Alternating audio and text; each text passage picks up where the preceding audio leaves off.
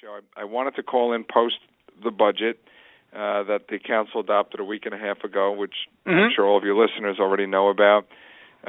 City Council and the mayor passed another on-time balanced budget, no property tax increases. We prioritize public safety. We're going to have another 1,300 or so cops coming on the NYPD. We're really happy about that. That was back and forth. I know for a fact that our precinct, the 102nd precinct, will be getting some of those officers when they graduate from the academy. So that's going to be a really big boost for our community.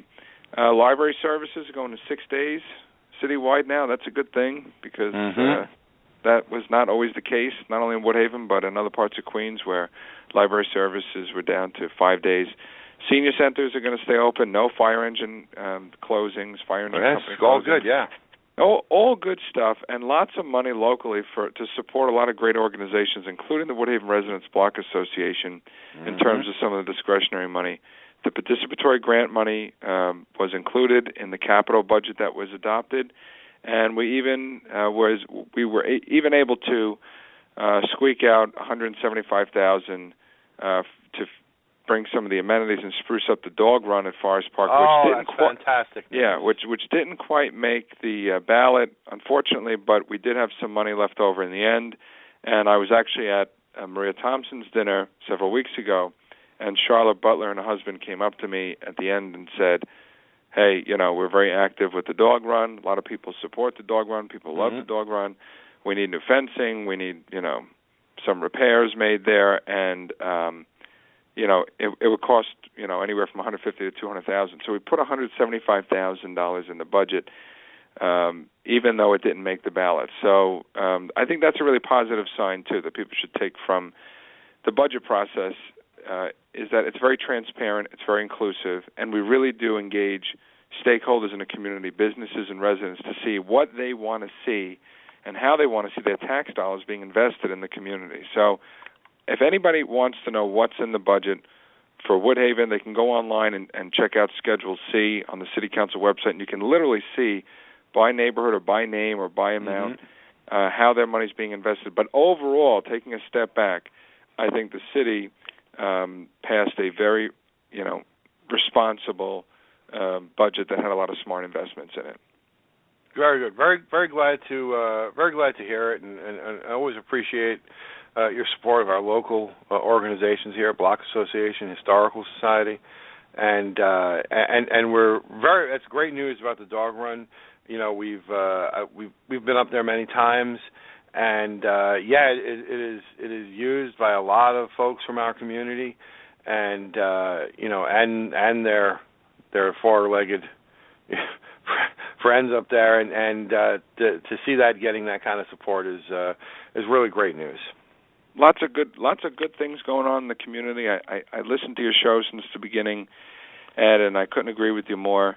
It's very easy to be negative and pessimistic, and I'm sure we can all find things that we're not happy with or things that we'd like to complain about. But sometimes it's better to focus on the positive, and there are lots of positive, good things going on in Woodhaven, and that's why Woodhaven is a wonderful place to live, to work, to raise a family. Not only did you stay, but so many others could have very easily packed up and left and went to Florida, Texas, or South Carolina, or so many other states where we know people are going, and people are making the conscious effort to stay in Woodhaven and to stay in Queens because we're making progress, and our quality of life is getting better. Our city is getting safer. Our schools are seeing improvements. And, when people see these positive additions to the community, things being fixed up, parks being renovated, libraries staying open, cops patrolling the beat, that makes them want to stay. Absolutely. And when they see people like you, Ed, and the folks from Woodhaven Residents Block Association getting involved and fighting for your community and putting things in the local papers, that makes people want to stay too. And that's part of the reason why I'm so proud to represent Woodhaven and so many other communities. Thank you. We're proud to have you. And I tell you, I agree with you totally 100%. I mean, it's not that we're asking people to focus on the positive to exclude the negative. It's to focus on the positive so that you're able to put the negative into proper perspective. And I've had folks at this point now complain to me about a great many, things. And, sometimes, I guess 4th of July was a great example where, I'd gotten a complaint from someone about some people who were shooting off some fireworks. And I didn't know really what to say to her. I said it's 4th of July. I mean, it is 4th of July. I mean, of all nights where people are going to be, making noise and everything, it's.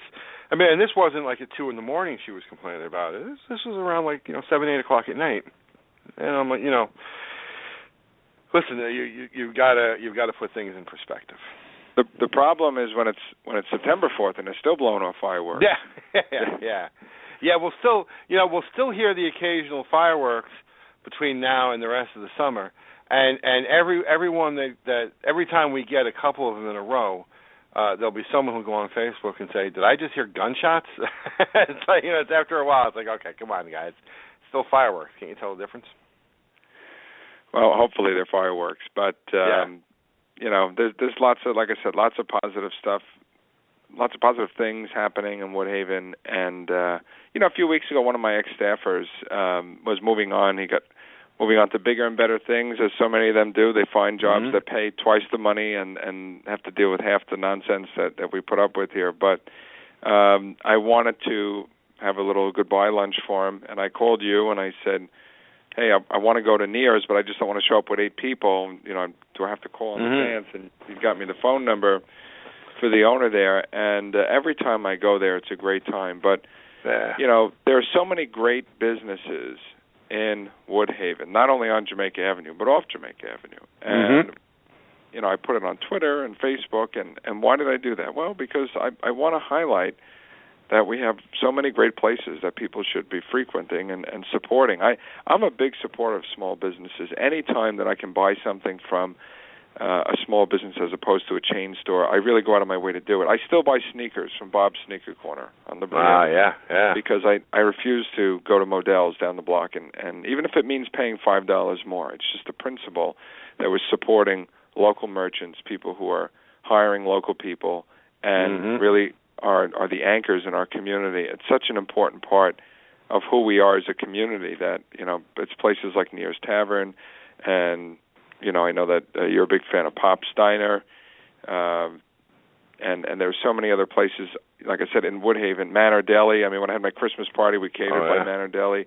We really go out of our way to identify and highlight the small businesses that are making a difference in our community, because without them, by the way, you could have all the civics, all the government money, all the elected officials doing whatever. The neighborhood would simply, fall through the cracks. It would go to the wayside. And I guess that's one of my still kind of lasting concerns about what I see in, not just in our community. This is New York as a whole. Is just that seeing businesses, those businesses that are having a hard time. That the thing is, we have to single out and support them just simply because things are very, very difficult for them right now.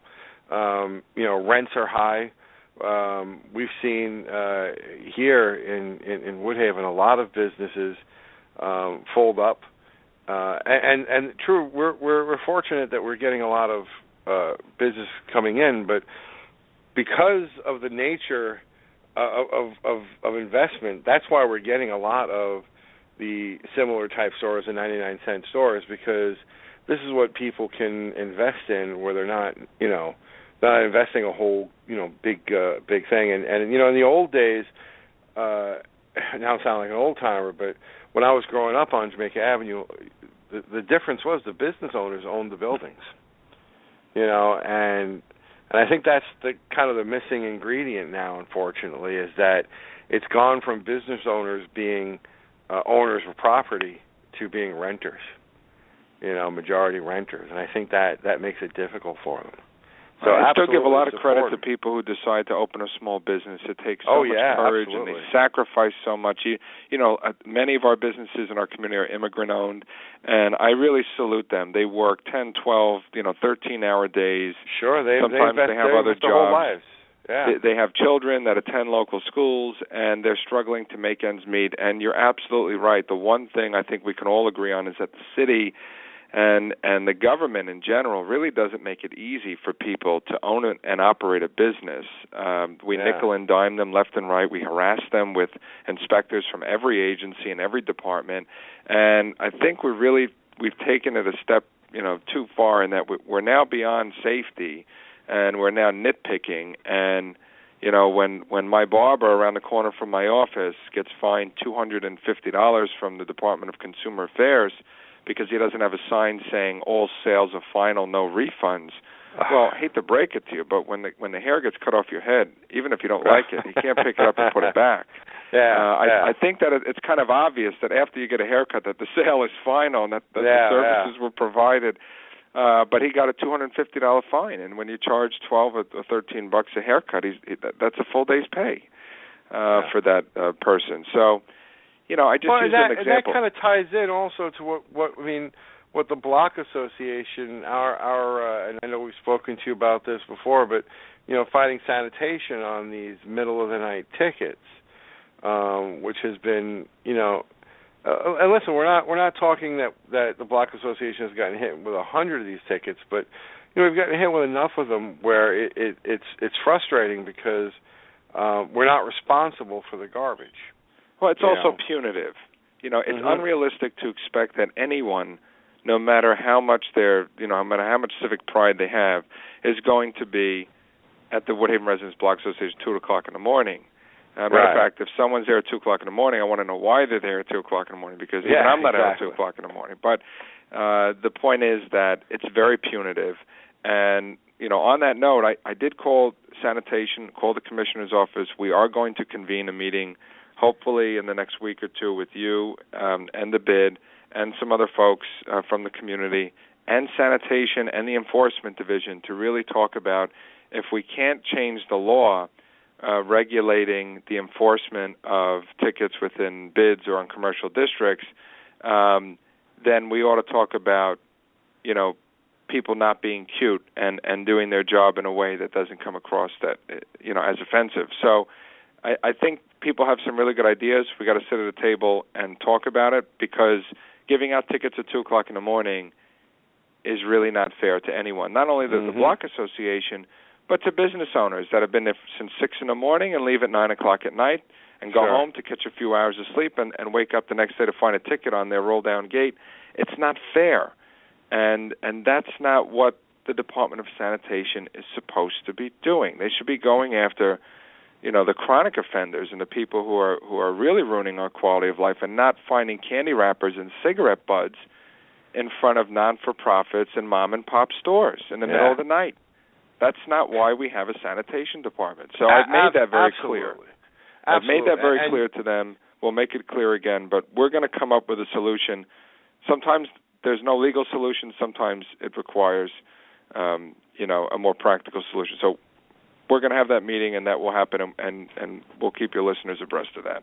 Awesome. And we'd also like to really talk to them about some sort of stepped-up enforcement on the street corners. The dumping of garbage has gotten way out of control at the corners, at the intersections. There's been an explosion of it in the last couple of years. Listen, it was always bad, but in the last couple of years, it's gotten worse from one end of the avenue to the other. We're seeing more, and now I tell you what I'm starting to see is I'm starting to see the TV sets. Because they can't. People can no longer put the TV sets out in front of their houses, so they're stuck with the choice of hiking it across Queens, or just doing a midnight flit and going down at 1 in the morning and just dropping it on the corner. I'm sure that it's one of the unintended consequences of the law, and I know that our good friend, the Assemblyman, and our state senator have hosted a good number of electronics recycling events at the what do you want to call it? That's the word of the night. But they do a terrific job with that. But now people are in fact dumping literally on street corners bulk debris and items. And also, was illegal dumping a problem before? Yes, and it's an expensive problem. We pay for, out of our discretionary budget, an extra day of litter basket service on Jamaica Avenue, which is about $8,000 or $9,000 a year, because we have to pay overtime for sanitation to provide that third and sometimes fourth day of service. We don't have to do that, but we choose to do that because we want to keep the avenue clean. The same way that we put the new high-end litter baskets out there because we thought that it would cover up a lot of the garbage, and they happen to look nicer, and they look nice for the day or two that they're not being dumped on. But the business owners have to take responsibility as well, because a lot of them do not have private cartering. They're required by law to have private cartering. They have a decal on their window or their front door that claims that they do. In reality, they don't, because we see fluorescent light bulbs and big bags of bulk items being dumped on the corner, and I doubt that they're coming from the little old lady that lives upstairs from the store. You know, so I know for a fact, and we know for a fact, that that's going on. So when we have this meeting with sanitation, I would like us to come up with something very creative to assist with the enforcement of keeping Jamaica Avenue clean, because we pay for an extra day of service. You know, the bid pays for supplemental sanitation. They got people sweeping and bagging stuff, and that's good. We bought new garbage pails. That's all well and good. But, you know, sanitation has a role to play, and if we can identify who the worst offenders are and the people who are creating the most amount of illegal dumping on Jamaica Avenue, then we need to either get them on footage, we need to have people signing affidavits, we need to hit them with fines, because those are the people we ought to be going after. Those are the people that deserve tickets, not the non-for-profits and the little mom-and-pop stores who have, you know, a pack of cigarettes and chewing gum wrappers outside the store because they couldn't get out there and clean it at 7:20 in the morning. So I think that we really want to stress with them what our priorities are and what we expect of them. Certainly that's what I want to see, and I think that's what a lot of people from Woodhaven want to see. Fantastic. Well, we look forward to it. We will.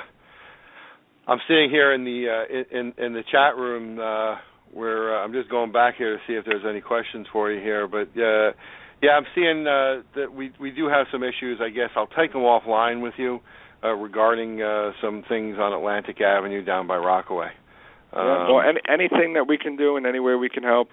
Me and my staff are always here. You know that. I mean that, and I'll be at the meeting next week at the Block Association, but I don't want people to wait until then. If they have a problem or they have an issue, they can call my office on Monday. They can send me stuff on Facebook or Twitter. I get a lot of constituent stuff on social media, and I act on it. I had one of your members actually contact me about the mats at London Plane Tree, 88th Street Park, and we got them fixed. But she sent me pictures and everything online, and that it's a very effective tool for communicating with your elected officials and with the city government. You don't have to wait for the Block Association meeting to take place. If there's something going on in the community that needs to be addressed, let us know. Email us, tweet us, send us a message on Facebook, call us, and we'll do the best that we can to get it resolved. Absolutely. Now, on a last note here, something we were dwelling on earlier, but the concert last night, Beatlemania, which was one of your concerts. This is sponsored. This one was sponsored by you, Beatlemania, and it was canceled. Which, listen, rightfully so. The rain was you can't go by the weathermen these days. They are on a real bad losing streak lately. So the thing is, there was absolutely no communication. At least put it this way. The communication didn't reach the couple of hundred people that showed up last night for the concert, only to have it not happen. Yeah, I'm going to talk to Debbie Kua on Monday. I'm really disappointed in that. We have to come up with a better system for informing people, number one, when concerts are not going to take place, but also when they are going to take place. It's nice that we put them in the local papers and we advertise them in our newsletters, and that's all well and good. But if we're going to use, you know, Facebook, for instance, as the main mechanism of letting people know, God forbid, if there was a tragedy or a severe weather event that was going to prevent it from happening, then that has to be posted on at least a few hours or as soon as possible before the event, so that, you know, at least people who do show up understand, oh, I'm sorry that I came for no reason, but at least I now know in the future, next time I'll go online and check, or I'll pull it up on my iPhone and I'll check. But the fact that wasn't put online is unacceptable. And the fact that so many people showed up expecting a concert that our tax dollars are paying for and it didn't happen, I think was a colossal waste of time. So I'm going to take that up with Debbie. I was very disappointed to see that, and I saw that on Facebook yesterday as well. And we monitor this stuff. We keep a close eye on it, and we want to make sure that it doesn't happen again. And that's all that I can assure you and your voters, you and your listeners, is that we're going to make sure that Debbie knows that this can't happen again. Great, fantastic. And we look forward. It's been rescheduled for the 13th, and we look forward to seeing it then. That one's very highly anticipated, and thanks to you for bringing that to us. Ed, thank you for everything that you do. I'll see you at the meeting next week, and God bless you and your listeners and our troops especially, and the men and women who keep our city safe. Thanks again. All right, my friend. Be well. Have a good night. All right, bye. That's our Councilman, Eric Ulrich.